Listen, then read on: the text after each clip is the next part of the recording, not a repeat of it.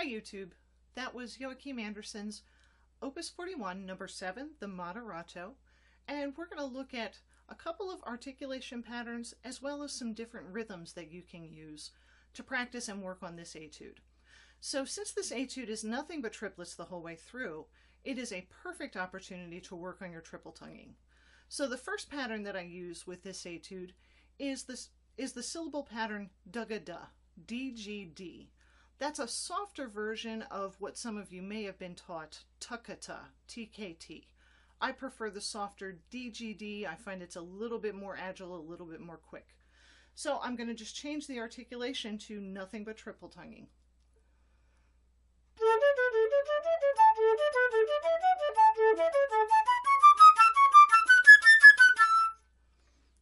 Which sounds like that. There's another triple tonguing pattern that I also like to practice that's slightly different. The syllables are ta-da-ga, T-D-G. So that's kind of a combination of syllables. And that pattern sounds like this.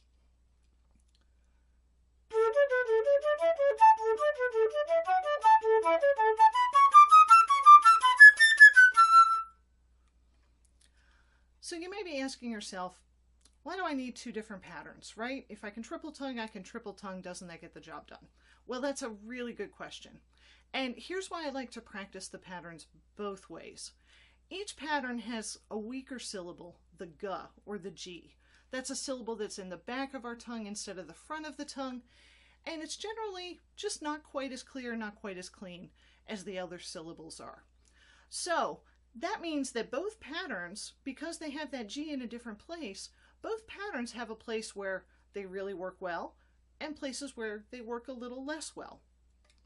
So for example, if you take the first measure, that first triplet is all pretty close in terms of pitch, A, C sharp, and B. So either pattern would really work. Let's just take dugga-da.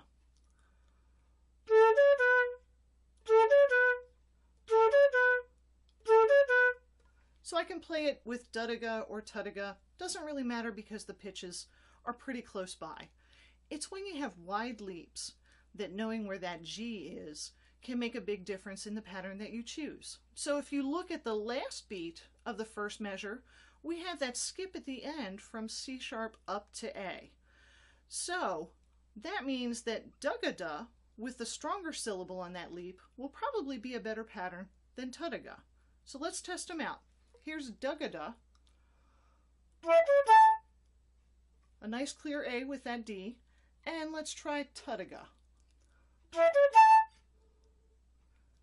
Not too bad, but it's just a little bit less stable than dugga-da. So on a pattern like that, I would probably definitely want to use the dugga-da pattern.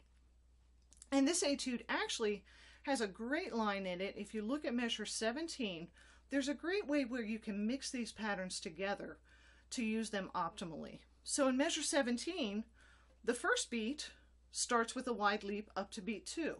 Well, which is going to be the stronger syllable? We want the stronger syllable on beat 2. That means tuddaga is our pattern. But then the other ones, if you look at the last beat, we have a wide leap up to the last note, which means we want that strong syllable on the last note, which means dugga-da is the pattern we want. So to put that together, I'm going to use tuddaga, dugga-da, dugga-da. And that way I'm using the strongest syllable in both places. The next measure is very similar. We're going to use the same pattern. Then look at the measure after that. We actually have 3 examples where we're making the highest leap to the second note. So that's tuddaga, tuddaga, tuddaga.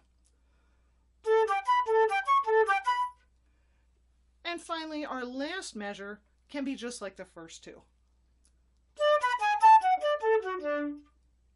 So to put that all together, here's what it sounds like.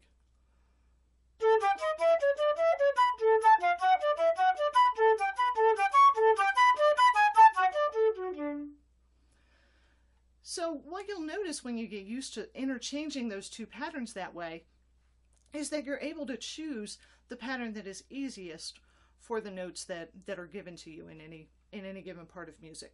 So that's why I practice both patterns, and in real playing I actually interchange them. Maybe not quite as much as in that example, but I definitely throw both patterns into the same piece of music in strategic ways, and I hope you can learn to do the same. So the other way that I practice this etude is by changing the rhythm, and I find that really helps to solidify my fingerings. The first pattern that I love with triplets is 8th sixteenths, and then we're going to reverse and do 16th eighths. So starting with 1/8 note, 2 16th notes.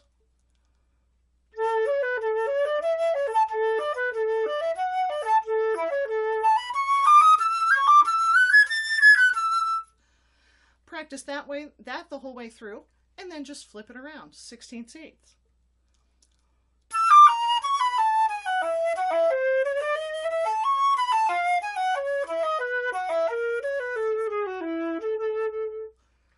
So that just gives your fingers a little bit of a different challenge, another opportunity to play the same pitches, but in a slightly different way that keeps your mind a little bit fresh.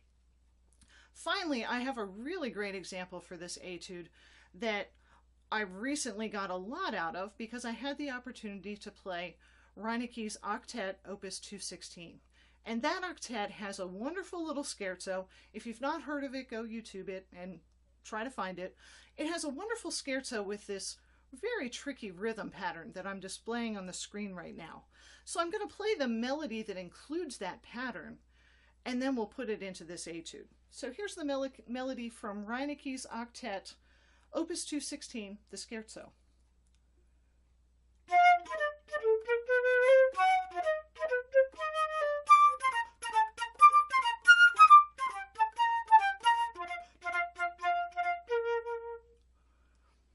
Wow, so that's a crazy dotted rhythm, right?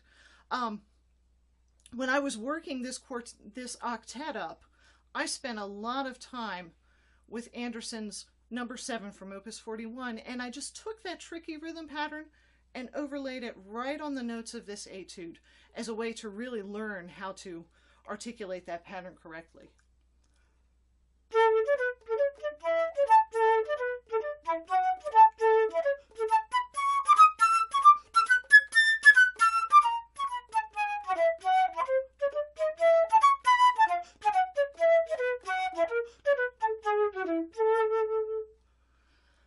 So this etude provided a fabulous way for me to work on the Reinecke Octet. And if you haven't played it, I hope you get an opportunity to do so.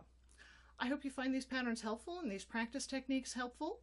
I hope that you like what you see and you decide to subscribe, and we'll see you next time. Happy fluting.